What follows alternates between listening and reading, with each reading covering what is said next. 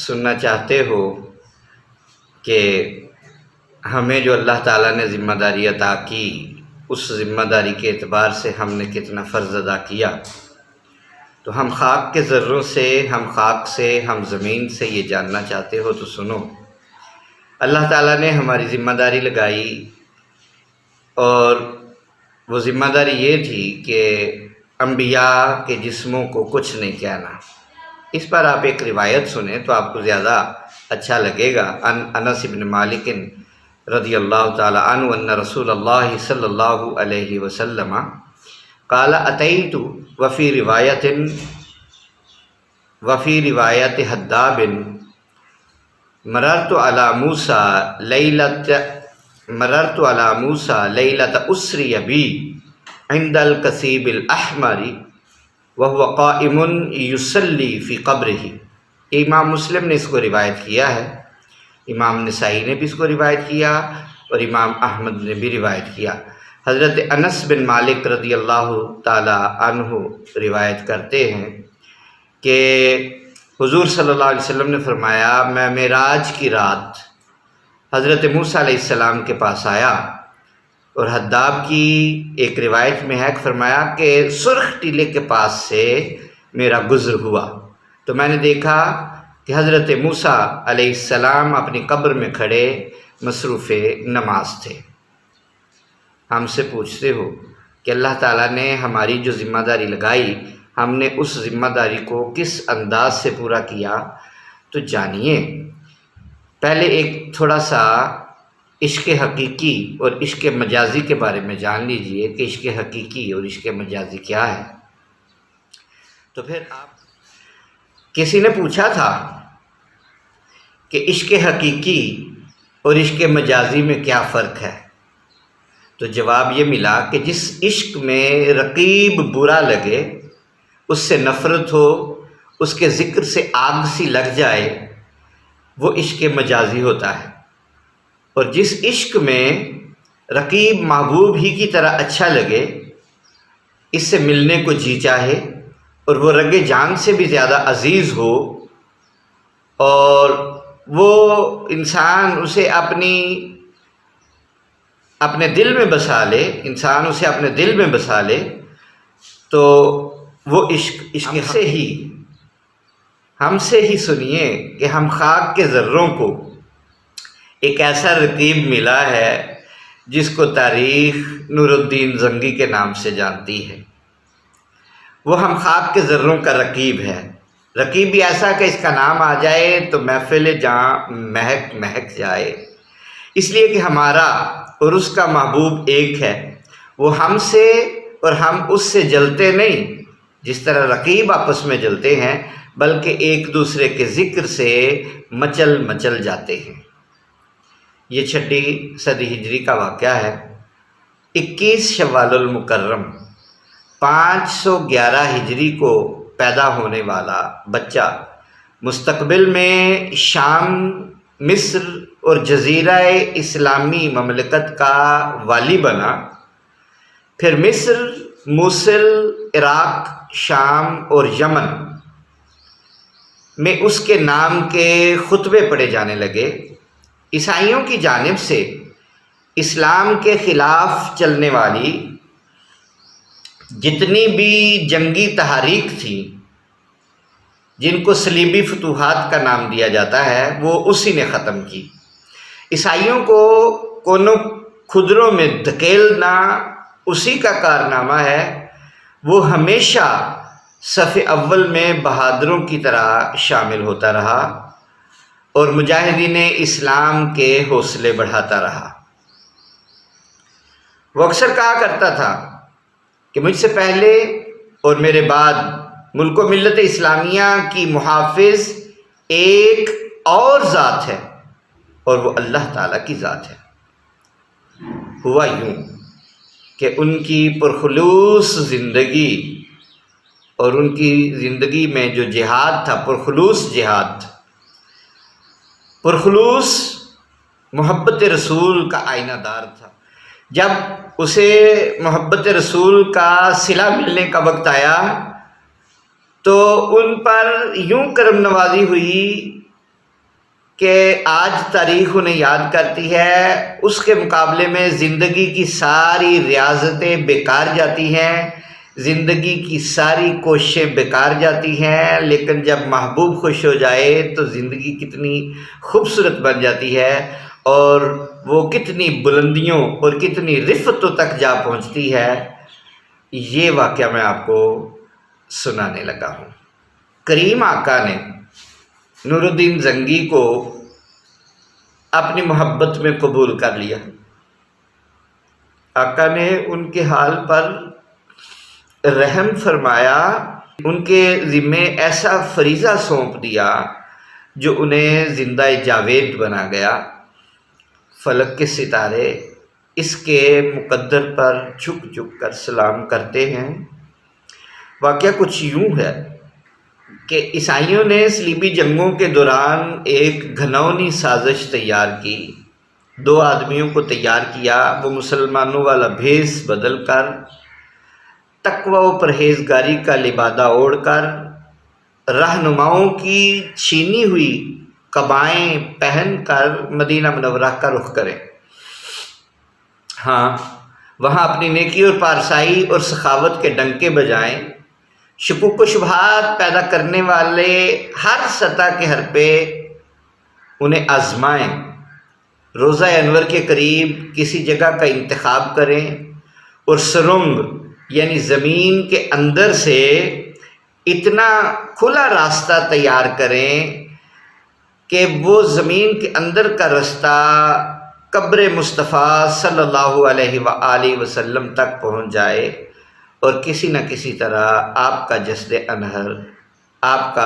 جسد انور چوری کر لیں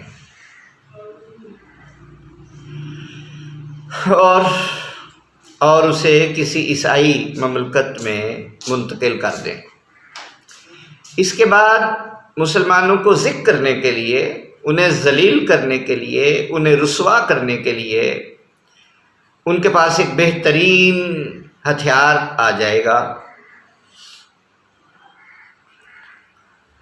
اور وہ کہہ سکیں گے کہ جس صاحب قبر کا تم اتنا احترام کرتے ہو وہ تو یہاں ہے ہی نہیں، وہ تو مٹی میں مل گیا، نعوذ باللہ۔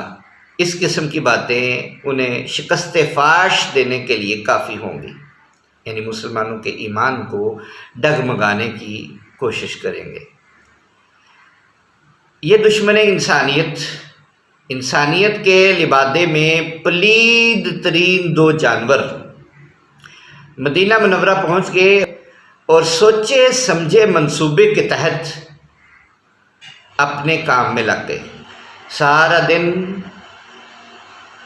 عبادت و ریاضت اور سخاوت میں گزارتے اور رات کو اس گھناؤنی سازش پر عمل کرتے۔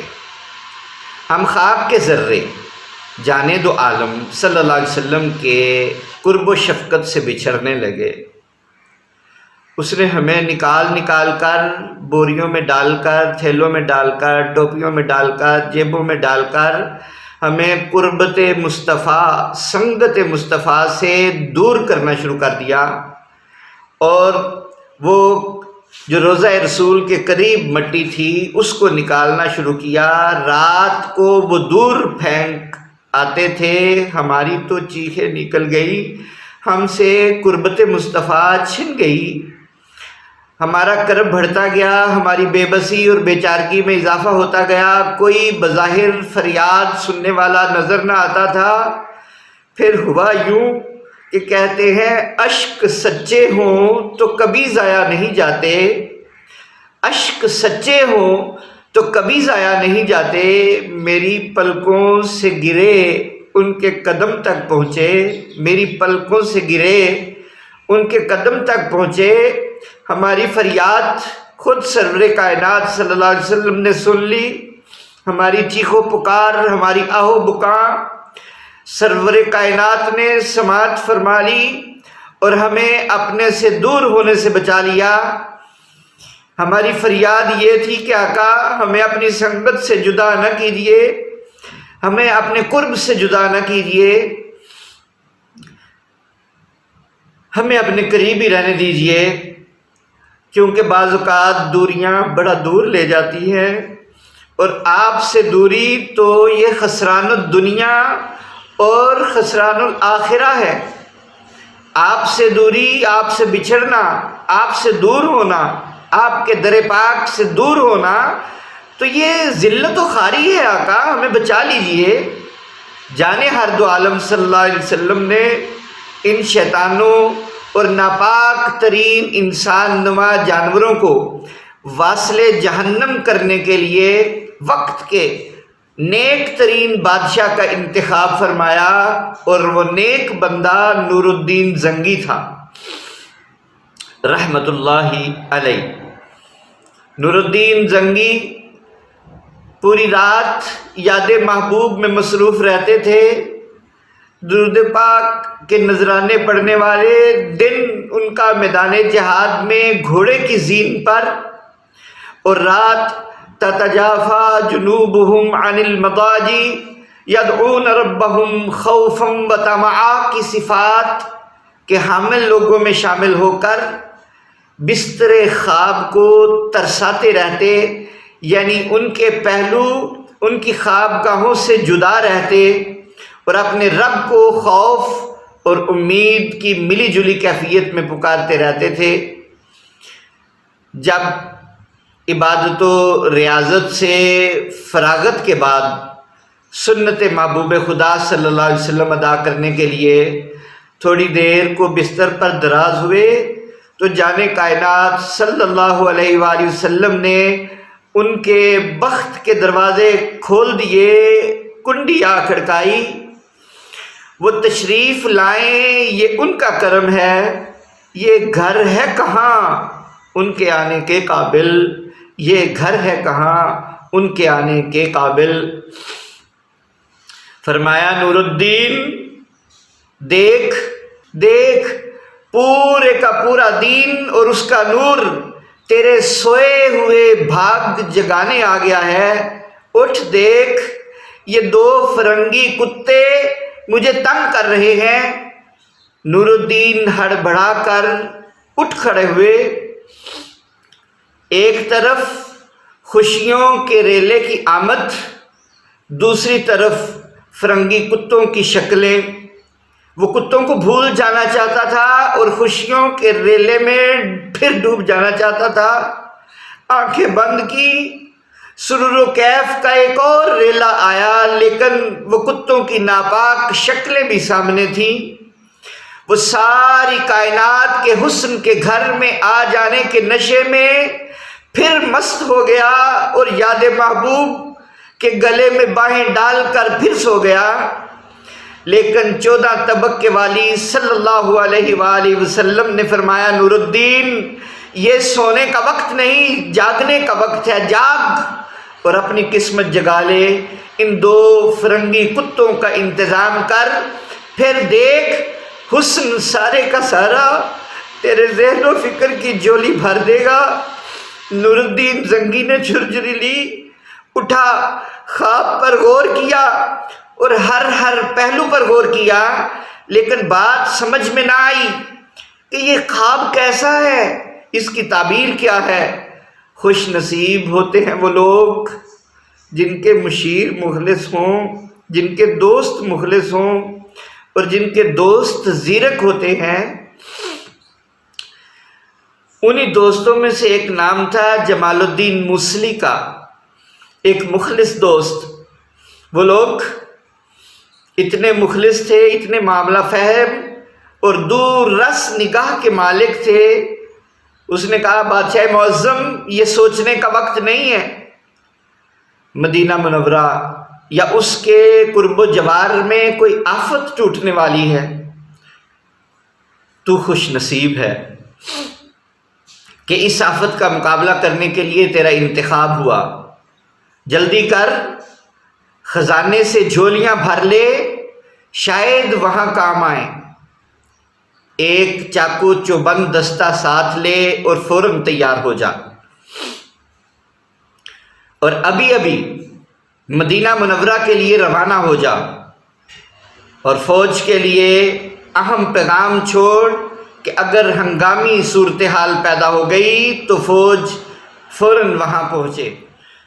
نور الدین زنگی نے جمال الدین موصلی کے مشورے کو صائب سمجھا، ضروری ہدایات دیں، 20 سواروں کا دستہ ساتھ لیا، کثیر سامان زر و جواہر ساتھ رکھ لیے، اور 22-26 دن کا راستہ صرف 16 دن میں طے کیا اور مدینہ منورہ پہنچ گیا۔ لوگ اچانک بادشاہ وقت کو دیکھ کر حیرت زدہ رہ گئے۔